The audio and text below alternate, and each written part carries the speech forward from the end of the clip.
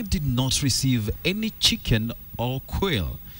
Well, that's James Oswago's story, and he is sticking to it. The former IEBC CEO says he did not demand for, nor did he receive any bribes for contracts awarded to the Smith and Ouzman printing company. KTN senior reporter Asha Welu had an exclusive interview with Oswago, and she filed this report. And that future means you're dealing with the past and the present. He was solving his problems. Hesitant to speak to us at all, a seemingly frustrated James Oswago finally agreed to sit down for our interview. Reports that he was among a cartel of corrupt officials at the Independent Electoral and Boundaries Commission have not sat well with him. This is what the prosecution is saying. Why don't we wait until the trial is over? Supposing all these things are dismissed during the trial, are nothing but just allegations. You know, this is what the prosecution is saying. In a week or so time, the defense will also bring the case. And I'm hoping that our journalists will be equally enthusiastic in covering the defense side of the story as you are covering the prosecution side of the story.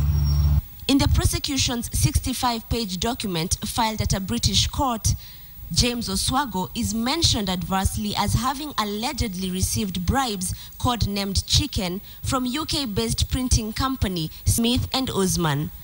It is claimed that the bribes were allegedly dispensed via the company's agent in Kenya named Trevi. When you're running an election, whether it's a by-election or an election or a referendum, Trevi is a constant figure in the commission, you know, because he's the one who represents the Smith and Ouzman. So if Trevi gave chicken or quail or whatever it is to other fellows, that I don't know about that. But for me, we never went that far. Yeah.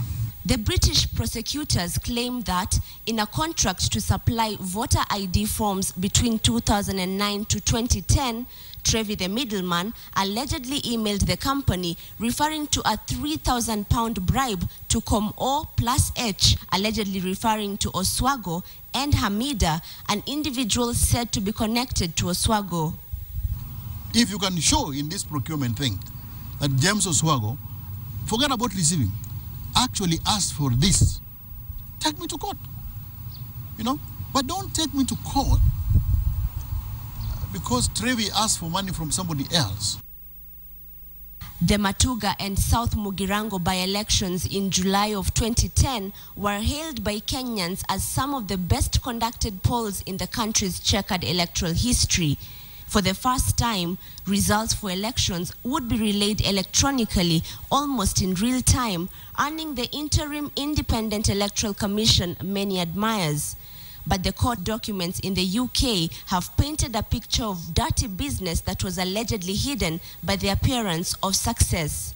In a contract to supply ballot papers for the two by-elections, Trevi allegedly met with Oswago and agreed to inflate the price of the contract in order to enable Smith and Ouzman pay for their bribes.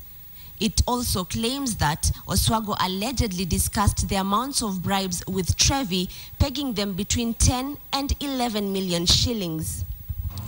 The election was around 2008.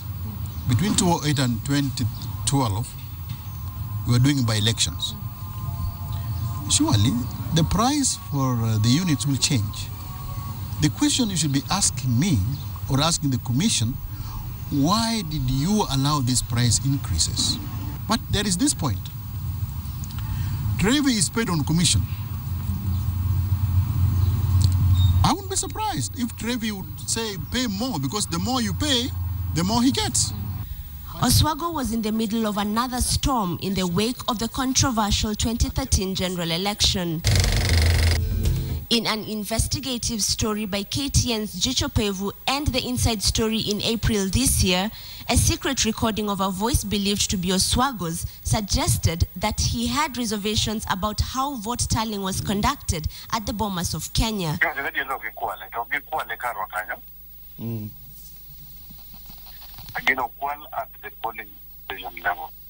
He disowned the voice back then, but he now says what went on in the 2013 election cannot be wished away. Who won the election cannot be determined now. The Supreme Court has already settled that.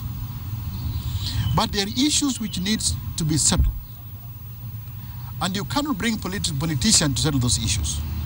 In my view, it is time for us to form a judicial commission of inquiry, not a presidential commission of inquiry, a judicial commission of inquiry with a limited mandate and a strict time frame to answer or investigate certain questions. One of those questions is those procurement process. The day of January 2013 at IEBC. The former soldier and 3 other IEBC officials were suspended by the commission last year after they were charged with abuse of office.